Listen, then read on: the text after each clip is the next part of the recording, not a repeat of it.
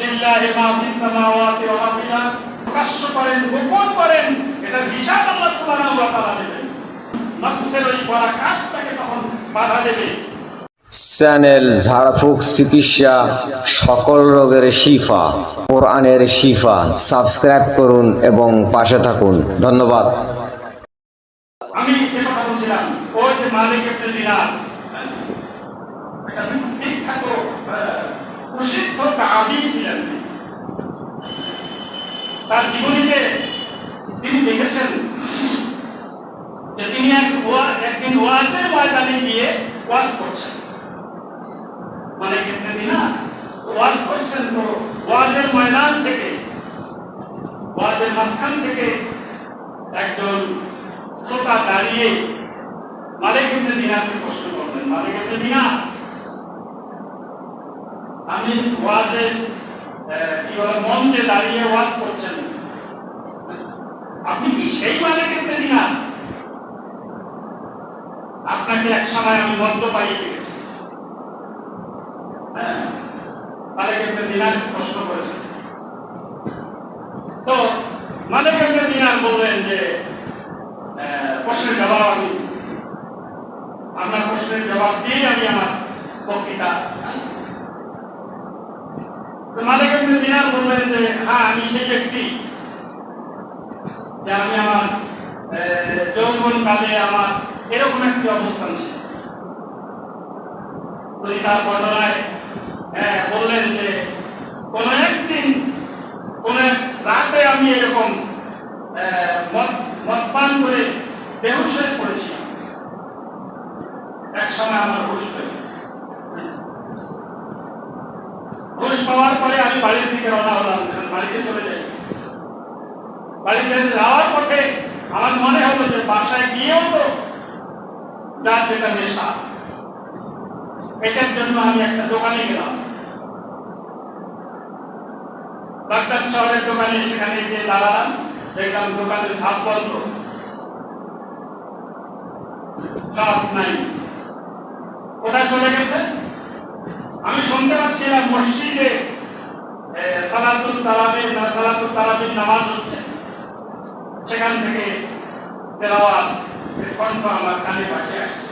লোকজন সব নামাজ দিচ্ছে, আমি অপেক্ষা করলাম। নামাজ শেষ হয়ে গেল, চলে আসলেন দোকানদার, দোকান খুললেন। আমি সেখান থেকে একটা বোতল নিয়ে আমি বাড়ির দিকে রওনা দিলাম। মালিক ইবনে দিনার তার জীবনী দেখতে গিয়ে নিজে রেখেছেন তার। মালিক ইবনে দিনার বাড়িতে গেলেন, বাড়িতে গিয়ে তিনি দাঁড়ালেন, বাড়িতে গিয়ে ঢুকলেন। ঢুকে দেখেন যে তার স্ত্রী নামাজে নাম, পাশে তার 3-4 বছরের একটি মেয়ে শিশু মায়ের সাথে উঠা বসা করছে। মা নামাজ পড়লে বাচ্চারাও দেখে দেখে। মালিক ইবনে দিনার বলেন যে আমি যখন ভেতরে ঢুকি,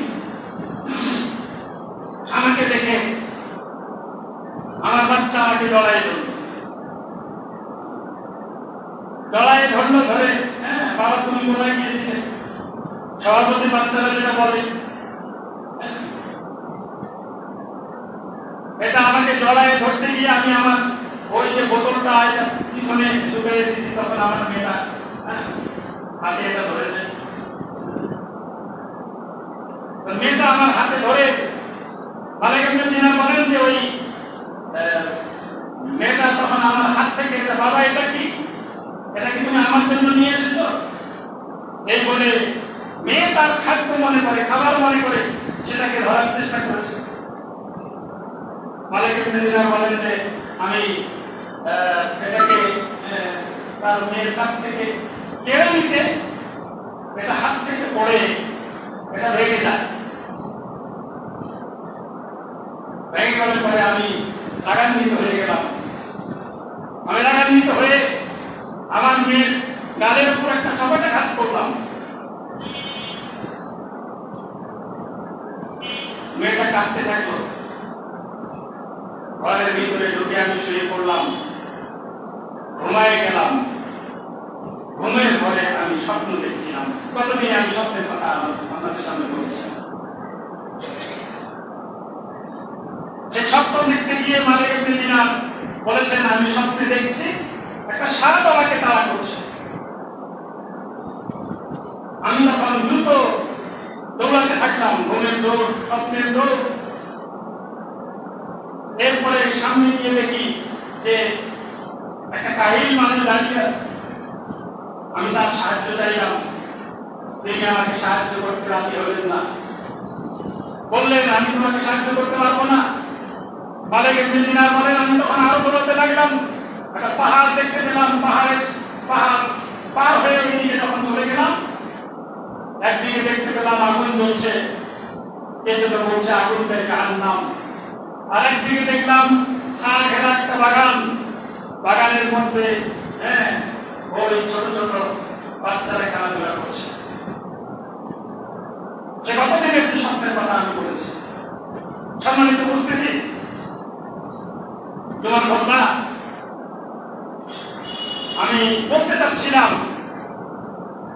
যে মানুষের শরীরের মধ্যে এই নফস আর এই বিবেক আল্লাহ সুবহানাহু ওয়া তাআলা দিয়েছেন,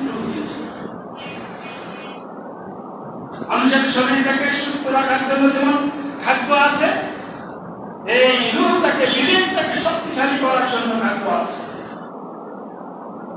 আমরা আমাদের বিবেককে কোনো খাদ্য দিচ্ছি না, ফলেই আমাদের বিবেকটা মরে গেছে।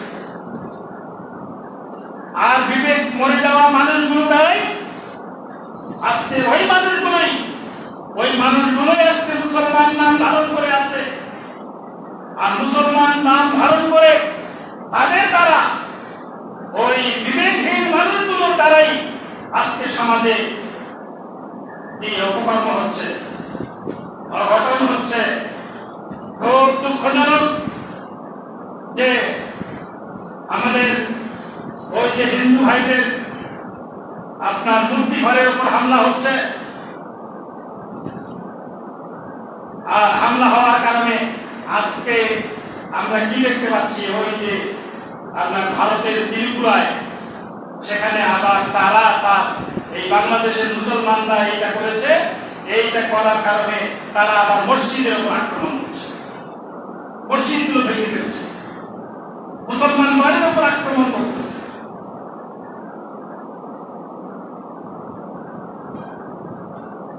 এটা নিয়ে ভাবতে গিয়ে আমার একটা ভাবনা তৈরি হয়ে গেল। ভাবনাটা হলো, বাংলাদেশের জাতীয় খেলার নাম হলো হাডুডু। হাডুডু খেলাতে একটা প্রশিক্ষণ আমরা পাই। কি প্রশিক্ষণ? যে প্রশিক্ষণটা হলো যে একজন যখন কেউ সামনের দিকে এগিয়ে যেতে চায়, সবাই মিলে পা ধরে তাকে টেনে নামায়। আজকে এই খেলা খেলে জাতীয় খেলা হিসেবে চিহ্নিত করে আজকে যেন বাংলাদেশের জাতি এরকম একটা অবস্থা তৈরি হয়েছে। আরেকটি খেলা আমাদের দেশে জনপ্রিয়তা লাভ করেছে, সেটা আবাল বৃদ্ধ বলি না, সবাই সেটা উপভোগ করে। এরপর বর্তমান সময়ে তো চলেই আসছে T20, রাত জেগে কত রাত জেগে জেগে যুব সমাজের সাথে তো মুক্তি লাভ করছে। অন্য দেশের পতাকাও আমাদের দেশে উঠছে, এটা না হলো ক্রিকেট। আমার যেটা ছোট্ট গবেষণা, যে বল মারে একজন, এটাকে বল মারে, আর ব্যাট করে একজন, আর বল ধরে একজন, আর উইকেট পায় আরেকজন। কোরআন রাখলো একজন, ধরলো আরেকজন, নিয়ে গেল আরেকজন, আর গোয়েন্দা বাহিনী পরিকল্পনা করে বের করলো ওই মানুষটা, যে মানুষটা কোরআন পড়ে, কোরআন বুঝে, কোরআন অনুসরণ করে, গ্রেফতার করলো তাকে। এটা আমার ছোট্ট গবেষণা, এটার সঙ্গে আপনারা একমত নাও হতে পারে। এখন বলা হচ্ছে যে কোরআন যে রাখলো তার দোষ নাই, এর পিছনে কে আছে? হাজার হাজার আসামি করে মানে অজ্ঞাত যার নাম নাই, যার ইচ্ছা তারই নাম দেওয়া যাবে। সম্মানিত উপস্থিতি, আমি যে আহ্বানটি আমি আপনাদের খতিব হিসাবে মুসল্লিদের কাছে আমি দিতে চাই, সেটা হলো কোরআন পড়তে হবে, কোরআন বুঝতে হবে, কোরআন মানতে হবে। তবেই আপনার আমার শরীরের মধ্যে বিবেক নামক রূপ যে শক্তিটি আছে এটা শক্তিশালী হবে। আর এটা যখন শক্তিশালী হবে, নফস তখন পরাজিত হবে, নফসের চাহিদা তখন পূরণ হবে না। আর নফস যখন পরাজিত হবে, তখন ওই লোকটার দ্বারা তখন খারাপ কাজ হবে, ওই লোকটার দ্বারা গুনার কাজ হবে। বিশ্বনবী মুহাম্মদ রাসূলুল্লাহ সাল্লাল্লাহু আলাইহি সাল্লামকে সাহাবায়ে কেরামরা এই কি বলে গুনার কথা বললেন, যে গুনাহ তো নফস করে, আর নফস তখন গুনাহ করবে না যখন বিবেক শক্তিশালী হবে। আপনি যে কোনো একটা খারাপ কাজ করতে যাবেন, দেখবেন আপনার শরীরের ভিতর থেকে একজন বাধা দিচ্ছে, এই কাজটা করবো, এই কাজটা করবো। যদি কেউ দেখে ফেলে, আরে যদি কেউ দেখে ফেলে, আল্লাহ সুবহানাহু ওয়া তাআলা কোরআনে কারীম তো আপনাকে দিয়েছে। ওই যে আমি কি বলে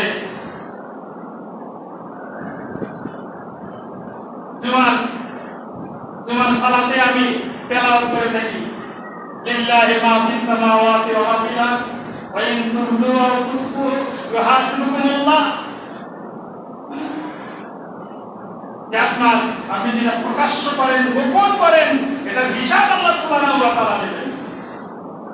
তা আপনি যখন কোরআন পড়বেন, আপনি যখন কোরআন বুঝবেন, তখন আপনাকে এই রূহ আপনাকে তখন ওই নফসের ওই করা কাজটাকে তখন বাধা দেবে। আর বাধা যখন দেবে, তখনই আপনি সেই গুনাহ কাজ থেকে তখন হেফাজত হবেন। আল্লাহ সুবহানাহু ওয়া তাআলা তখন আপনাকে হেফাজত করবেন। তোমার কথা আমি আর বাড়াবো না। আমার আলোচনা আমি আবারও আজকের গতদিনের আলোচনাটাই সম্পূর্ণ কথা আমি আপনাদের সামনে বলবার চেষ্টা করলাম সংক্ষিপ্ত আকারে। সেটা হলো, আমরা যদি আমাদের নফসকে যদি পরাজিত করতে চাই, নফসকে যদি পরাভূত করতে চাই, তাহলে আমাদের রূহকে শক্তিশালী করতে হবে। আর রূহ শক্তিশালী হবে, বিবেক শক্তিশালী হবে যখন আপনি কোরআন পড়বেন, অর্থ সহ পড়বেন, কোরআন বুঝবেন, রূহ শক্তিশালী হবে। আর রূহ যখন শক্তিশালী হবে, তখন আপনার নফস পরাজিত হবে। আর নফস পরাজিত হলে তখনই আপনি আল্লাহর সৎ বান্দায় পরিণত হবেন। আল্লাহ সুবহানাহু ওয়া তাআলা তৌফিক ও যোগ্যতা দান করে বলেন আমিন। আকুলু কওলি হাযা আস্তাগফিরুল্লাহ লি ওয়া লাকুম ওয়া লিসাইরিল মুসলিমিন। আলহামদুলিল্লাহি রাব্বিল আলামিন। বারাকাল্লাহু লানা ওয়া লাকুম বিল কুরআনিল আযীম ওয়া নাফা'না ইয়্যাকুম বিল আয়াতি ওয়া যিকরিল হাকীম। ইন্নাহু কানা জাওয়াদুন কারীমুন মালিকুন বারকুন ওয়া দাউদ।